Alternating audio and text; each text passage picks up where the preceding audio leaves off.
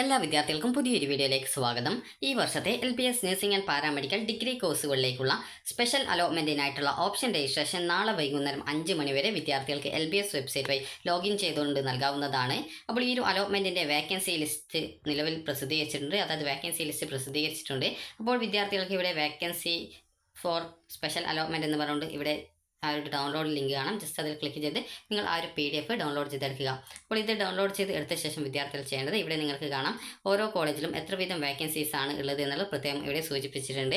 അതായത് തിരുവനന്തപുരം മെഡിക്കൽ കോളേജിൽ 4 സീറ്റാണ്, അതുപോലെ പത്തനംതിട്ടയിൽ 2 സീറ്റ്, അതുപോലെ ബാക്കിയുള്ള അതായത് വയനാട്, കാസർഗോഡ്, തൃശ്ശൂർ എന്നിവിടങ്ങളിൽ ഓരോ വീതം സീറ്റുകൾ, പാലക്കാട് 2 സീറ്റ്, അതുപോലെ തന്നെ മറ്റ് കോളേജുകൾ അതായത് ഈ ഒരു മലബാർ ക്യാൻസർ സെൻ്ററിൻ്റെ കീഴിൽ വരുന്ന കോളേജുകളിൽ അതായത് തലശ്ശേരിയിൽ അതായത് NRI കോട്ടയിലും, അതുപോലെ തന്നെ കോമൺ ആയിട്ടുള്ള മെറിറ്റ് സീറ്റിൽ ഒരു സീറ്റ്, NRIയിൽ 6 സീറ്റുണ്ട്.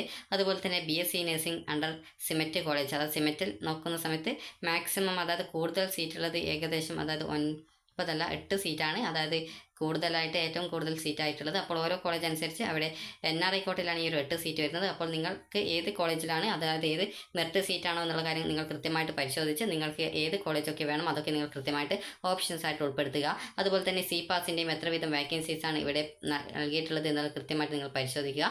അപ്പോൾ ഈ ഒരു രീതിയിൽ നിങ്ങൾക്ക് ഓരോ കോഴ്സിലും എത്ര വീതം വേക്കൻസി ഉണ്ട്, അതുപോലെ ഏത് കോഴ്സാണ് നിങ്ങൾക്ക് അതായത് ഏത് കോഴ്സിലാണ് വേക്കൻസി ഉള്ളത് എന്നിങ്ങനെയൊക്കെയുള്ള വിവിധ ഡീറ്റെയിൽസുകൾ നിങ്ങൾക്ക് ഇവിടെ കാണാനായിട്ട് സാധിക്കുന്നതാണ്. ഏത് കോഴ്സിലാണ് വേക്കൻസി, അതുപോലെ ഏത് ഗവൺമെൻറ് കോളേജാണോ അല്ലെങ്കിൽ സെൽഫ് ഫിനാൻസ് കോളേജാണോ എന്നുള്ളത് കൃത്യമായിട്ട് രേഖപ്പെടുത്തിയിട്ടുണ്ട്. അപ്പോൾ നിങ്ങൾ കൃത്യമായിട്ട് ഈ ഒരു വേക്കൻസി പരിശോധിച്ച ശേഷം നിങ്ങൾക്ക് താല്പര്യമുള്ള കോളേജിൽ എത്ര വീതം വേക്കൻസി ഉണ്ട് എന്നുള്ളത് കൃത്യമായിട്ട് മനസ്സിലാക്കുക. അതുപോലെ തന്നെ അതായത് ഇവിടെ അതായത് ഈ ഒരു കോഴ്സ് എന്ന് പറയുന്നത് അതായത് ഈ ഒരു ഫിസിയോതെറാപ്പിയാണ്. ഫിസിയോതെറാപ്പിക്ക് ഏകദേശം 20 സീറ്റ് അതായത് ഗാന്ധിനഗറിലുള്ള അതായത് ഈ ഒരു CPASൽ വേക്കൻസി ഉണ്ട്. അപ്പോൾ ഈ ഒരു രീതിയിൽ നിങ്ങൾക്ക് താല്പര്യമുള്ളത് ഏത് കോഴ്സാണോ ആ ഒരു കോഴ്സിൽ വേക്കൻസി ഉണ്ടോ എന്നുള്ളത് പരിശോധിച്ച് വിദ്യാർത്ഥികൾ ഈ ഒരു ഓപ്ഷൻസ് നൽകാനായിട്ട് ശ്രദ്ധിക്കുക. ഇനി വിദ്യാർത്ഥികൾക്ക് ഇവിടെ പ്രത്യേകിച്ച് നൽകിയിട്ടുണ്ട്, application should include all college or courses which they are interested in taking admission in their option table.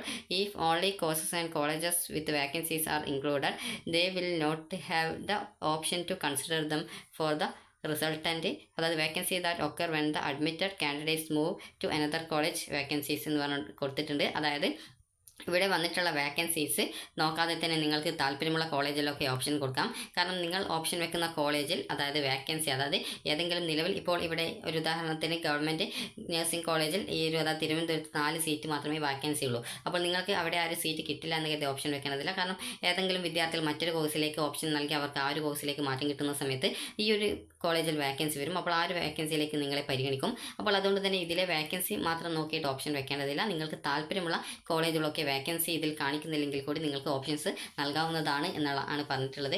അപ്പോൾ നിങ്ങൾക്ക് താല്പര്യമുള്ള ഏതൊരു കോളേജിലേക്കും കോഴ്സിലേക്കും നിങ്ങൾക്ക് ഓപ്ഷൻ വെക്കാം. ഇത് വേക്കൻസി ലിസ്റ്റ് പ്രസിദ്ധീകരിച്ചിട്ടുള്ളത് ഇതുവരെയുള്ള വേക്കൻസിയാണ്.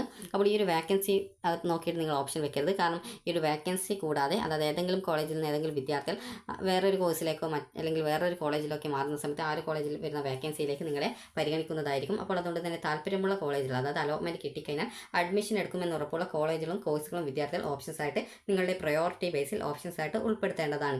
ഇനി വിദ്യാർത്ഥികൾ ശ്രദ്ധിക്കേണ്ട പ്രധാനപ്പെട്ട കാര്യം, നിങ്ങൾ NRI കോട്ടയിലേക്ക് ഓപ്ഷൻ വെക്കുന്നുണ്ട് എങ്കിൽ NRI കോട്ടയിൽ ആവശ്യമായിട്ടുള്ള ഡോക്യുമെൻറ്റ്സ് ഒക്കെ കയ്യിലുണ്ട് എന്നുള്ളത് ഉറപ്പുവരുത്തുക.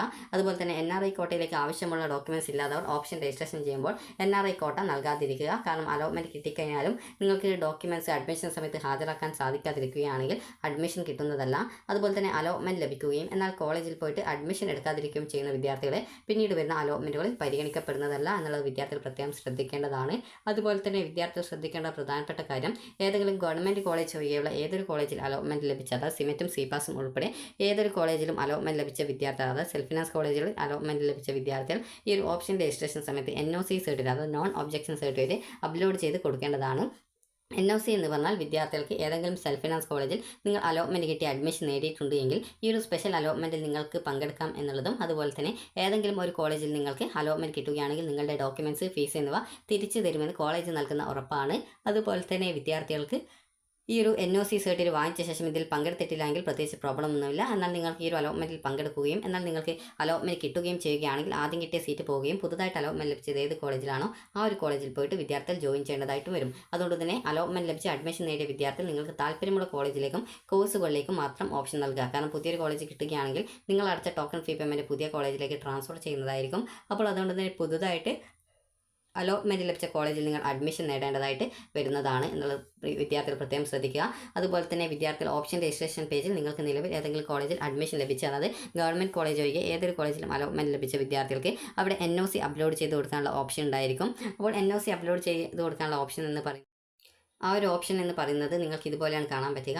അതായത് നിങ്ങൾക്ക് ആ ഒരു ഓപ്ഷൻ രജിസ്ട്രേഷൻ പേജിൽ NOC അപ്ലോഡ് ചെയ്ത് കൊടുക്കാനായിട്ട് ഇതുപോലെ അപ്ലോഡ് എന്ന് പറഞ്ഞുകൊണ്ട് കാണാൻ സാധിക്കും. ജസ്റ്റ് അതിൽ ക്ലിക്ക് ചെയ്യുന്ന സമയത്ത് നിങ്ങൾക്ക് നിങ്ങളുടെ ഫോണിൽ, അത് ഫോൺ വഴിയാണ് ചെയ്യുന്നതെങ്കിൽ ആ ഒരു ഫയലിലേക്ക് നിങ്ങൾക്ക് ആ ഒരു ഫയൽ PDF ഫയൽ സെലക്ട് ചെയ്ത് കൊടുക്കാനായിട്ടുള്ള ആ ഒരു ഭാഗത്തിലേക്ക്, അതായത് ഫയലിലേക്ക് പോകുന്നതായിരിക്കും. അപ്പോൾ നിങ്ങൾ അവിടെ നിന്നും നിങ്ങളുടെ ആ ഒരു PDF സെലക്ട് ചെയ്ത് കഴിഞ്ഞാൽ, അതായത് NOC.PDF എന്നുള്ള രീതിയിലാണ് നിങ്ങളിപ്പോൾ പേര് സേവ് ചെയ്തതെങ്കിൽ ജസ്റ്റ് നിങ്ങൾ അപ്ലോഡിൽ ക്ലിക്ക് ചെയ്ത് നിങ്ങൾ ആ ഒരു ഫയൽ സെലക്ട് ചെയ്ത ശേഷം അപ്ലോഡ് ക്ലിക്ക് ചെയ്യുന്ന സമയത്ത്, അതായത് ആ ഒരു ഫയൽ സെലക്ട് ചെയ്യുന്ന സമയത്ത് നിങ്ങൾക്ക് അവിടെ, അതായത് ഈ ഒരു അപ്ലോഡ് എന്നുള്ള ഭാഗത്ത് ആ ഒരു ഫയലിൻ്റെ, അതായത് ഇപ്പോൾ NOC.PDF എന്നാണ് നിങ്ങൾ സേവ് ചെയ്തതെങ്കിൽ NOC.PDF എന്ന് വന്നത് കാണാൻ സാധിക്കും. അതുപോലെ തന്നെ ഇവിടെ അപ്ലോഡ് എന്നുള്ള ഓപ്ഷൻ അവിടെ തന്നെ ഉണ്ടായിരിക്കുന്നതാണ്. അപ്പോൾ നിങ്ങൾ ജസ്റ്റ് അപ്ലോഡ് ചെയ്ത NOC ആദ്യം അപ്ലോഡ് ചെയ്യും മുമ്പായിട്ട് ആ ഒരു ഫയൽ ഓപ്പൺ ചെയ്ത് അത് NOC തന്നെയല്ലേ എന്നുള്ളത് ഉറപ്പുവരുത്തുക.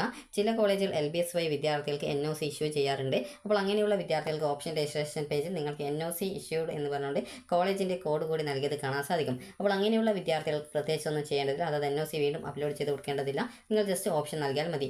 NOC അപ്ലോഡ് ചെയ്യാനുള്ള ഓപ്ഷൻസ് ഉണ്ട് എങ്കിൽ നിങ്ങൾക്ക് വേണമെങ്കിൽ, നിങ്ങൾക്ക് താല്പര്യമെങ്കിൽ മാത്രം NOC അപ്ലോഡ് ചെയ്ത് കൊടുക്കാവുന്നതാണ്. അതിൽ പ്രത്യേകിച്ച് പ്രോബ്ലം ഒന്നുമില്ല. അതുപോലെ തന്നെ വിദ്യാർത്ഥികൾ ശ്രദ്ധിക്കേണ്ടത്, നിങ്ങൾക്ക് താല്പര്യമുള്ള കോളേജിലേക്കും കോഴ്സുകളിലേക്കും വിദ്യാർത്ഥികൾ ഓപ്ഷൻസ് നൽകാനായിട്ട് പ്രത്യേകം ശ്രദ്ധിക്കുക. വേക്കൻസി നോക്കാതെ തന്നെ നിങ്ങൾക്ക് ഓപ്ഷൻ നൽകാവുന്നതാണ്. അപ്പോൾ ഇനി എങ്ങനെയാണ് ഈ ഒരു ഓപ്ഷൻ നൽകേണ്ടത് എന്നുള്ള കാര്യം നോക്കാം. അതിനായിട്ട് വിദ്യാർത്ഥികൾ ഇവിടെയുള്ള 3 ലൈൻസിൽ ക്ലിക്ക് ചെയ്യുക. അതിനുശേഷം ലോഗിൻ ബട്ടൺ ക്ലിക്ക് ചെയ്യുക. അതിനുശേഷം നിങ്ങളുടെ ആപ്ലിക്കേഷൻ നമ്പർ നൽകി വെരിഫൈ ചെയ്യുക. യൂസർ ഐഡിയും അതായത് രജിസ്ട്രേഷൻ ഐഡിയും പാസ്വേഡ് നൽകി സൈൻ ഇൻ ചെയ്യുക. സൈൻ ഇൻ ചെയ്യുന്ന സമയത്ത് വിദ്യാർത്ഥികൾക്ക് ആപ്ലിക്കേഷൻ സ്റ്റാറ്റസ് പേജിലേക്ക് പോകുന്നതാണ്. അപ്പോൾ അവിടെ നിന്ന് നിങ്ങൾ ജസ്റ്റ് നിങ്ങൾക്ക് താഴേക്ക് സ്ക്രോൾ ചെയ്യുന്ന സമയത്ത് അപ്പോൾ നിങ്ങൾക്ക് ഇതുപോലെയാണ് കാണാൻ സാധിക്കുക. ഇവിടെ നിങ്ങൾക്ക് താഴേക്ക് സ്ക്രോൾ ചെയ്യുന്ന സമയത്ത് ഇവിടെ രജിസ്റ്റർ എന്ന് പറഞ്ഞുകൊണ്ട് കാണാൻ സാധിക്കും. ജസ്റ്റ് അതിൽ നിങ്ങൾ ക്ലിക്ക് ചെയ്യുക. ക്ലിക്ക് ചെയ്യുന്ന സമയത്ത് നിങ്ങൾക്ക് പിന്നീട് ഈ ഒരു ഓപ്ഷൻ രജിസ്ട്രേഷൻ പേജിലേക്ക് പോകുന്നതാണ്.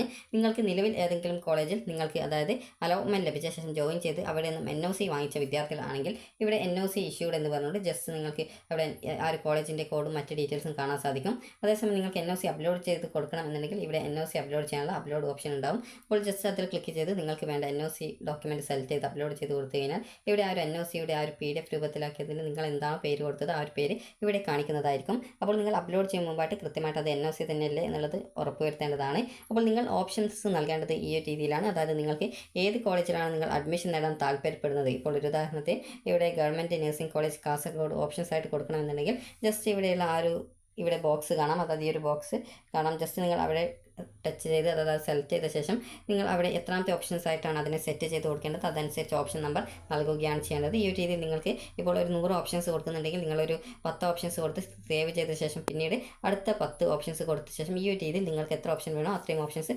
കൊടുക്കാനായിട്ട് ശ്രദ്ധിക്കുക. അതുപോലെ തന്നെ ചില കോളേജിൻ്റേത് ഇവിടെ നിങ്ങൾക്ക് കാണാൻ സാധിക്കുന്നതാണ് NRI കോട്ട എന്ന് പറഞ്ഞുകൊണ്ട് കൊടുത്തത് കാണാം. അപ്പോൾ ഈ ഒരു സീറ്റിലേക്ക് വെക്കുന്ന, അതായത് ഓപ്ഷൻ വെക്കുന്ന വിദ്യാർത്ഥികൾ ശ്രദ്ധിക്കേണ്ടത് NRI ഡോക്യുമെൻറ്റ്സ് കയ്യിലുണ്ടെങ്കിൽ മാത്രം നിങ്ങൾ ഓപ്ഷൻസ് കൊടുക്കാനായിട്ട് ശ്രദ്ധിക്കുക. അതുപോലെ തന്നെ ചിലപ്പോൾ ആ ഒരു, അതായത് ഇവിടെ നിങ്ങൾക്ക് കാണാനായിട്ട് സാധിക്കുന്നതാണ് NRI കോട്ട എന്ന് പറഞ്ഞുകൊണ്ട് അവിടെ ചുവപ്പ് കളറിന് പകരം ബ്ലാക്ക് കളറിലാണ് കൊടുത്തിട്ടുള്ളത്. അപ്പോൾ ഈ ഒരു രീതിയിൽ നിങ്ങൾക്ക് അവിടെ ബ്ലാക്ക് കളറിൽ NRI കോട്ട എന്ന് കൊടുത്തിട്ടുണ്ടോ എന്നുള്ളത് നിങ്ങൾ നൽകുന്ന ഓപ്ഷൻസ് കൃത്യമായിട്ട് പരിശോധിക്കുക.